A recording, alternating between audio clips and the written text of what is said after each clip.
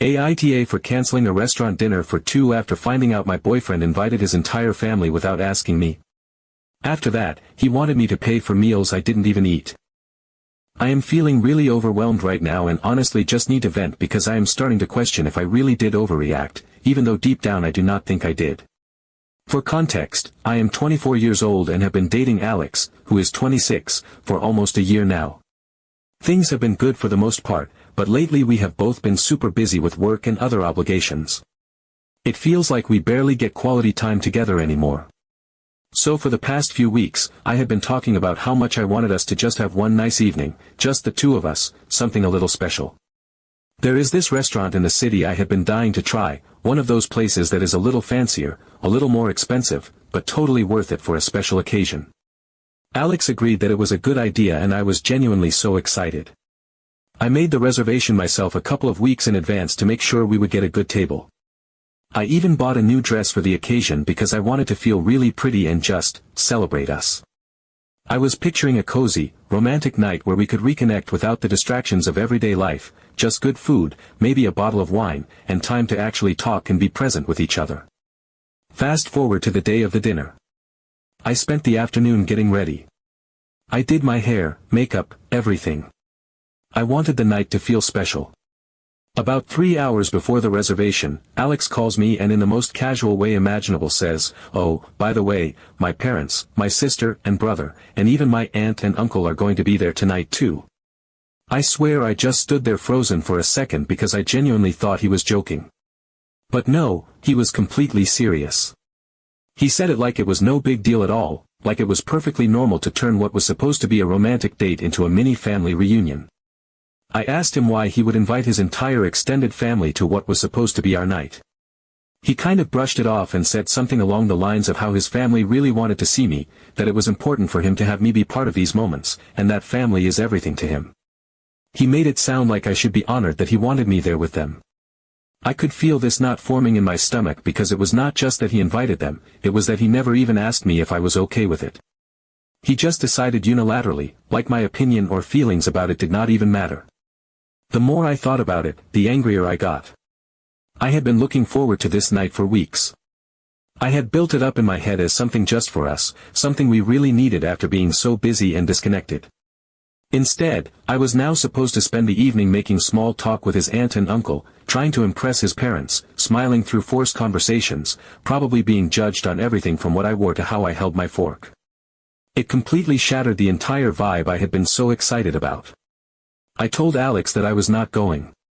I said this was supposed to be our special night and now it was just a camp dinner with a dozen people I barely knew. He got defensive immediately, saying I was overreacting and being selfish, that family should come first, and that he thought I would be happy to spend time with them. I tried explaining that it was not about not wanting to meet his family. I had met them before, briefly, and it had been fine. It was about the principle of the thing.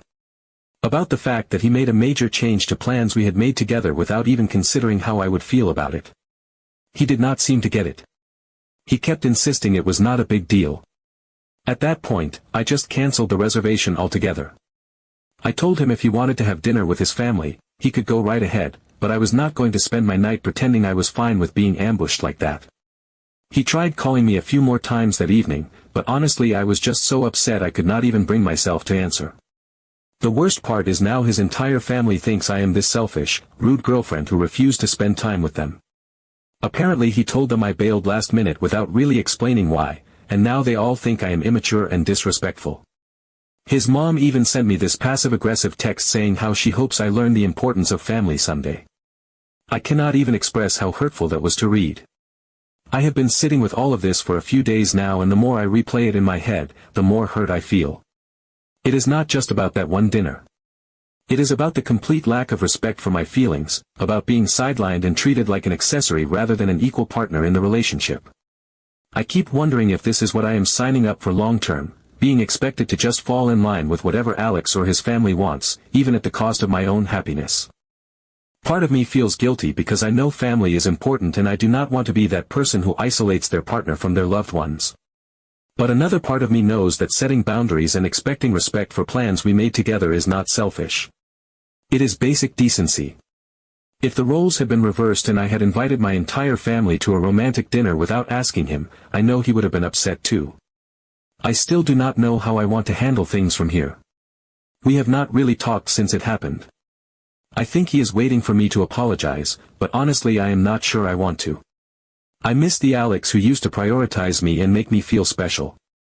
I do not know if that version of him still exists, or if he has always been this way and I am only now seeing it clearly. Update 1. After a few days of complete silence between us, where I honestly thought things might just quietly end, Alex finally reached out.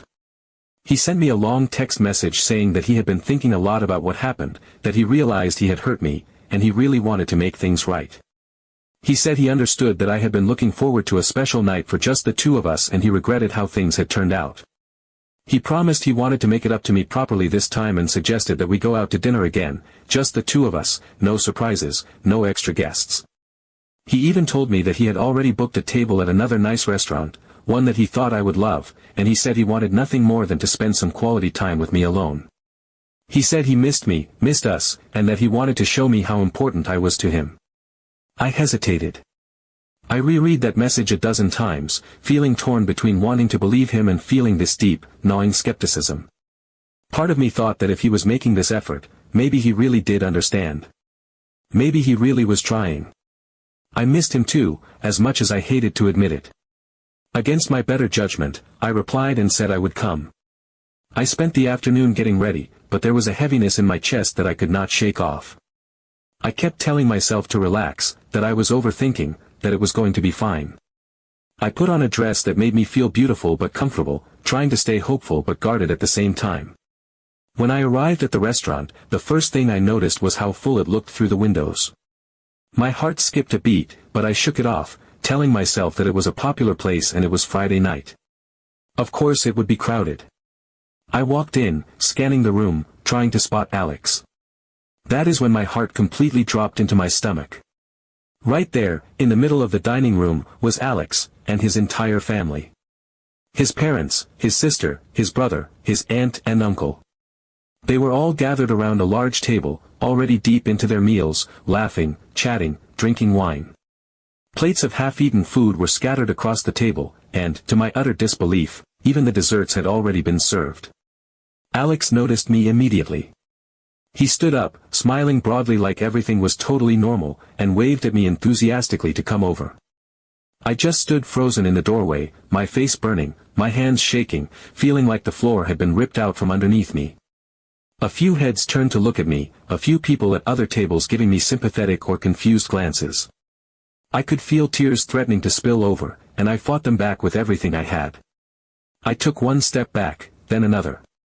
Alex started walking toward me, and in that moment I knew if I stayed 1 second longer, I was going to completely lose it in front of all those people. I turned around and walked straight out of the restaurant, heart pounding so hard it hurt, face burning with humiliation and anger. I got into my car and just sat there, gripping the steering wheel, breathing hard, trying to process what had just happened. I felt so stupid for believing him. He had lied to me. He had deliberately set me up. Later, when I had calmed down enough to look at my phone, I saw a message from him. He said he did not tell me that his family would be there because he knew I would not come otherwise, and he really thought that once I saw everyone together, I would realize how nice it was to be part of the family. He actually tried to spin it like he had done this out of love, like betraying my trust was somehow a gesture of goodwill. I did not even have the energy to respond. I just blocked his number because anything I could have said would not have made a difference to someone who thought that kind of manipulation was acceptable. But then, just when I thought it could not possibly get worse, an hour later I received a Venmo notification. It was a request from Alex, for half the bill. Not just my share of what I would have eaten. No. It was for the dishes they had ordered for me. Dishes I never even touched, plates of food that had already been half devoured before I had even arrived. The note on the Venmo request said something like, "Your portion," as if I had sat there and enjoyed a full meal with them instead of running out in tears. I stared at that notification, blinking, trying to process the sheer audacity. I had not eaten a single bite. I had not even sat down. I had been humiliated, lied to, manipulated, and now I was being sent a bill for the privilege. It felt like a slap in the face, a final insult just to make sure I knew exactly how little my feelings were respected. This was too much. Update 2. The next morning, after an endless night of tossing and turning, lying in bed staring at the ceiling while my mind replayed every awful moment like a broken record, I woke up to find a massive text from Alex. My heart was pounding as I opened it, half expecting more defensiveness, more justifications. But it was different this time. His words poured across the screen, raw and messy in a way that almost felt real. He admitted to being a complete idiot, said he had been reckless and thoughtless, that he had let his immaturity and selfishness ruin something precious. He said he realized how much he had disrespected me, how deeply he had wounded me without even fully understanding the weight of his actions at the time. He told me he missed me, not just missed having a girlfriend, but missed me, the person, the connection, everything we had built together. He pleaded for a chance to make things right, promising it would be different, promising he would listen this time. He said he understood that I deserved better, and that he wanted to be better. He suggested that we meet at his house, just the two of us, in a quiet and private space where we could finally talk without interference, without drama, without any other people complicating it. Just us. He even said he would not push for anything, that he just wanted the chance to apologize properly and hear whatever I had to say. I sat there staring at my phone for what felt like forever, reading and rereading the message until the words blurred together. A part of me, the wounded, exhausted part, wanted to delete it and block him and be done with this entire painful chapter of my life. But there was another part too, stubborn and sentimental, a part that could still hear the echoes of all our good memories, late-night drives, spontaneous laughter, the way he used to look at me like I was the only person in the room. That part still cared, despite everything. That part wondered if it was foolish to not at least give closure a chance, if only for my own peace of mind.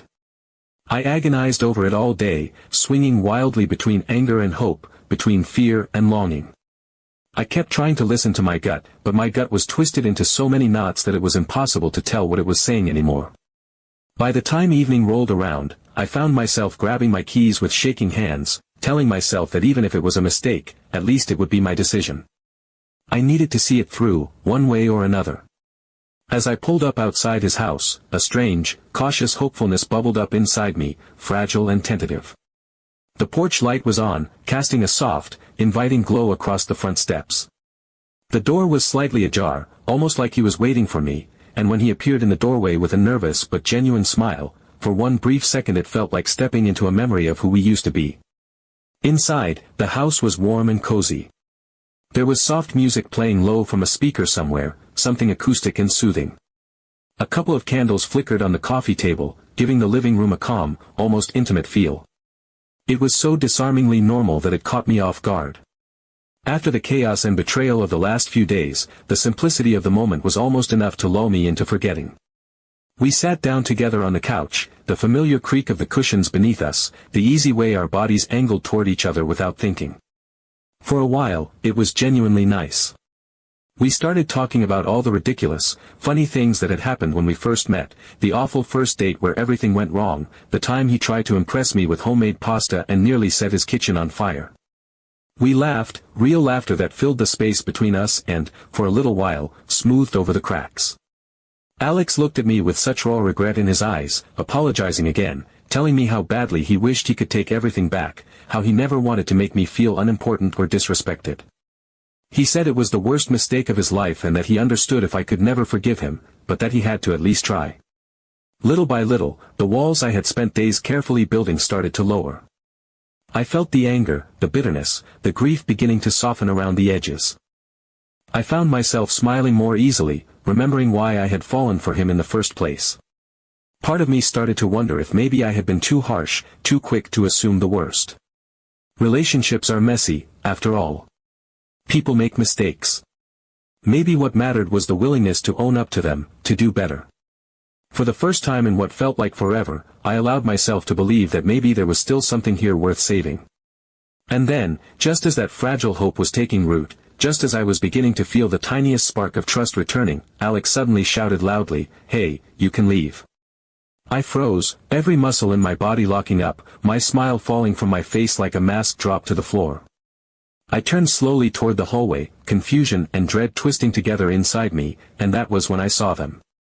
His family. Every single one of them. His parents, his sister, his brother, his aunt and uncle. They started filing out of another room, a room that had clearly been just a few steps away from where we had been sitting, talking, laughing, sharing things that were meant to be private and sacred. They looked awkward, guilty, some of them smiling in this sheepish, uncomfortable way, others keeping their eyes downcast as if they knew just how wrong it was but could not bring themselves to acknowledge it. They shuffled past us like actors exiting a stage, trying to minimize the grotesque absurdity of the scene they had just been complicit in. It was like something out of a nightmare, so surreal that for a moment I actually thought I might be hallucinating. But it was real. They had been there the whole time. Listening. Watching. Judging. Turning one of the most vulnerable conversations of my life into some kind of twisted family spectacle. I sat there in stunned silence, the weight of the betrayal crushing down on me in slow, brutal waves. It became horrifyingly clear that this had never been about closure. It had never been about respect or understanding. It had been another setup, another manipulation, another moment where my trust, my dignity, my humanity had been treated like nothing more than a joke at my expense. I did not speak. I did not cry. I did not scream or lash out. Some deeper, quieter part of me simply broke, cleanly and completely.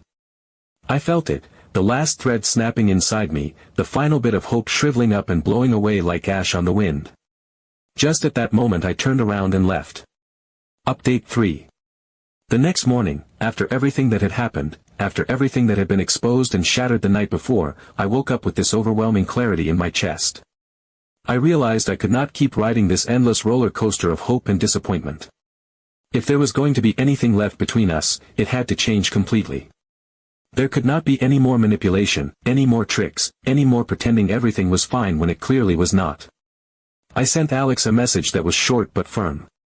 I told him that we needed to talk, seriously talk, and that it was time to set real, unshakable boundaries. I made it clear that if he was not willing to meet me halfway, to actually respect the relationship we were building instead of trying to control or stage manage it, then it was over. No more second chances. No more emotional bait-and-switch. It was going to be different, or it was going to be done. When I arrived at his place later that day, he looked genuinely broken. Not performative, not guilt-tripping, just broken. Like someone who finally realized he had been standing on a cliff's edge for a long time without ever looking down. His whole posture was different. No bravado, no charming smiles to hide behind. Just a kind of rawness that I had not seen in him before. We sat down across from each other, and for the first time, we really talked. Not just about the stupid incidents that had led us here, but about everything underneath them. About respect. About trust. About the fact that in a healthy relationship, you are supposed to be two individuals choosing to walk together, not one person absorbing into another's family, losing their sense of self just to keep the peace. I told him how deeply humiliated I had felt, how every stunt had chipped away at the sense of safety and intimacy that a relationship is supposed to protect, not violate. I told him that love without boundaries is not love at all, it is possession. To my absolute surprise, he listened. Not the kind of listening where someone is just waiting for their turn to talk, but real listening. He admitted that he had been so focused on pleasing everyone, his family, me, himself, that he had ended up betraying the very trust he claimed to value. He said he had never really thought about how suffocating it must feel to be constantly ambushed, constantly tested, constantly placed second to the comfort of others. Then, after this long, heavy silence between us, he suggested something that genuinely caught me off guard. He said he wanted to take me out to dinner, really this time, just the two of us, somewhere quiet and beautiful, the way we had originally planned. He said he wanted to rebuild from the ground up, if I would let him, starting with something as simple and sacred as a real date where we could just be ourselves again, without anyone else's interference. I agreed, cautiously, and over the next few days something unexpected happened.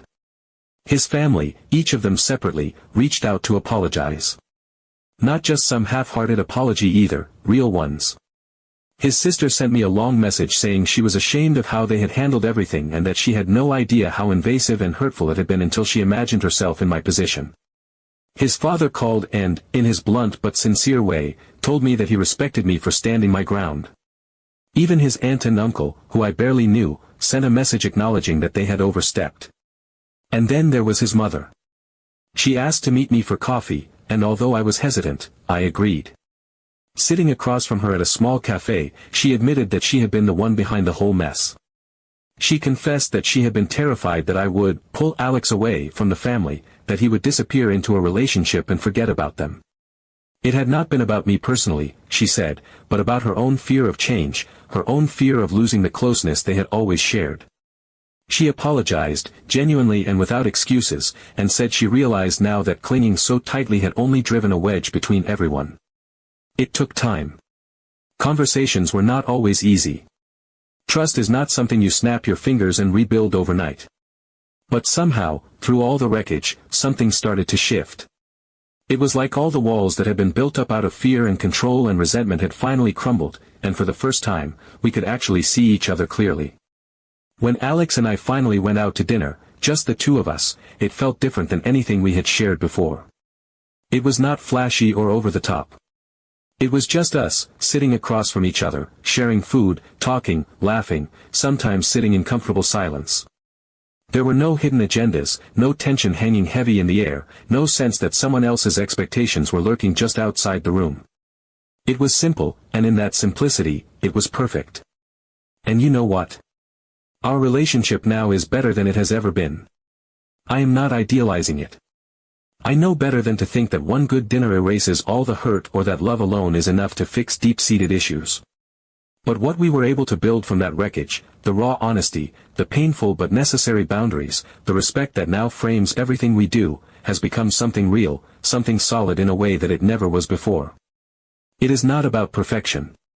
It is about knowing that when problems come up, because they will come up, we have the foundation to deal with them honestly and with kindness instead of manipulation or fear. It is about knowing that I am with someone who chooses to respect me, not just when it is easy, but especially when it is hard. For the first time in a long time, I feel like we are building something worth holding on to. And this time, it is being built the right way.